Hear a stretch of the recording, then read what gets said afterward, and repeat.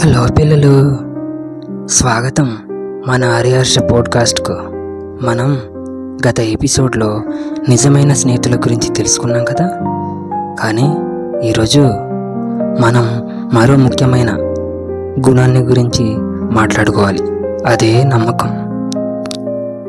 ఒకసారి నమ్మకం పోయిందా తిరిగి పొందడం చాలా కష్టం. మరి ఈ విషయం మనం ఒక కథ ద్వారా తెలుసుకుందామా? చక్కగా కూర్చొని వినండి, ఓకేనా? ఒక చిన్న గ్రామంలో రవి అనే బాలుడు ఉండేవాడు. అతను చాలా తెలివైనవాడు, కానీ చిన్న చిన్న అబద్ధాలు చెప్పడం అతనికి అలవాటే. మొదట్లో అవి అతనికి చిన్న సరదాలాగా అనిపించేవి. ఒకరోజు స్కూల్లో అతని మిత్రుడు హరీష్ తన కొత్త పెన్సిల్ బాక్స్ తెచ్చుకున్నాడు. అది అందరికంటే ప్రత్యేకంగా ఉండింది. రవి దాన్ని చూసి తనకి కూడా అలాంటి పెన్సిల్ బాక్స్ కావాలి అని అనుకున్నాడు. అప్పుడు రవి అందరితో చెప్పాడు, అది నాది, నిన్న మా ఇంట్లో మర్చిపోయాను, హరీష్ నా పెన్సిల్ బాక్స్ తెచ్చుకున్నాడు అని రవి అందరితో చెప్పాడు. అతని మాటలు విన్న పిల్లలు ఆశ్చర్యంగా హరీష్ వైపు చూస్తూ ఉన్నారు. పిల్లలందరూ నిజమా నిజమా అంటూ అడగడం ప్రారంభించారు. హరీష్ ఆశ్చర్యపోతూ విస్తుపోయాడు. నిజమే, అది నాదే, నిన్న మా నాన్న కొన్నారు అని హరీష్ చెప్పాడు.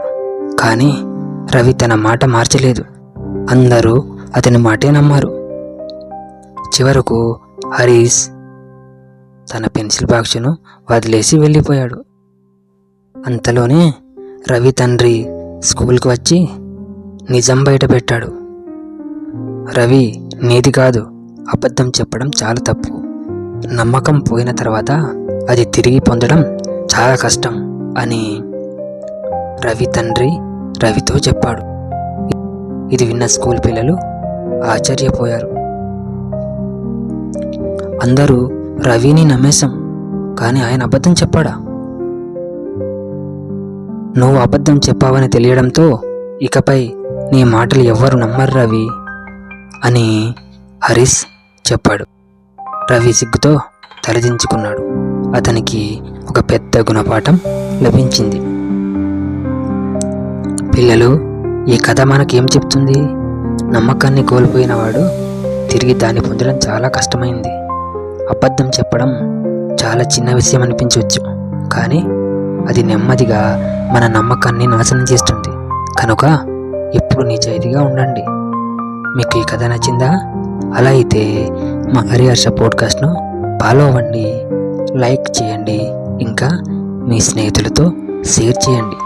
మరిన్ని అద్భుతమైన నీతి కథలతో మళ్ళీ కలుద్దాం. Bye bye.